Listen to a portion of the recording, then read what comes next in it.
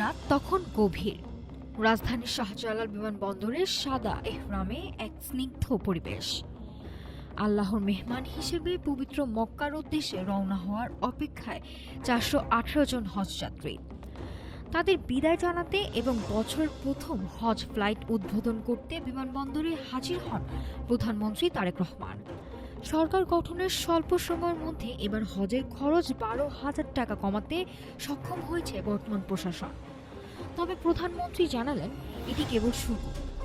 আগামী বছরগুলোতে হজের ব্যয় আরও কমিয়ে আনার ব্যাপারে দৃঢ় প্রত্যয় ব্যক্ত করেন তিনি। প্রধানমন্ত্রী বলেন, আমরা সরকার গঠন করেছি 18 ফেব্রুয়ারি।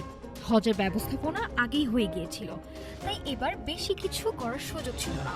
ইনশাআল্লাহ আশা করি আগামী বছর যারা হজে যাবেন তাদের জন্য খরচ আরেকটু কমাতে পারবো এবং কষ্ট লাঘব করতে পারবো। প্রধানমন্ত্রী হজ যাত্রীদের কাছে দেশের মানুষের শান্তি ও সমৃদ্ধির জন্য দোয়া চান। উদ্বোধনী অনুষ্ঠানে ধর্মমন্ত্রী কাজী শাহ মোফাজ্জল হোসেন কায়কোবাদ সহ মন্ত্রিসভার সদস্য এবং সৌদি রাষ্ট্রদূত উপস্থিত ছিলেন। রাত 12:20 বিজি 3001 ফ্লাইটটি হজ যাত্রীদের নিয়ে ডানা মেলে সৌদি আরবের উদ্দেশ্যে।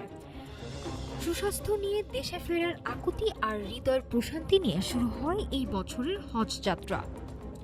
স্বল্প সময়ের প্রস্তুতিতে খরচ কিছুটা কমলেও সরকারের লক্ষ্য এখন দীর্ঘমেয়াদী সংস্কার। আগামী বছর থেকে হজ ব্যবস্থাপনা আরও আধুনিক এবং সাশ্রয়ী করার যে আশ্বাস প্রধানমন্ত্রী দিয়েছেন তা সাধারণ মানুষের মধ্যে এক নতুন আশার সঞ্চার করেছে। নাফিস সামিয়া, ঢাকা টুডে।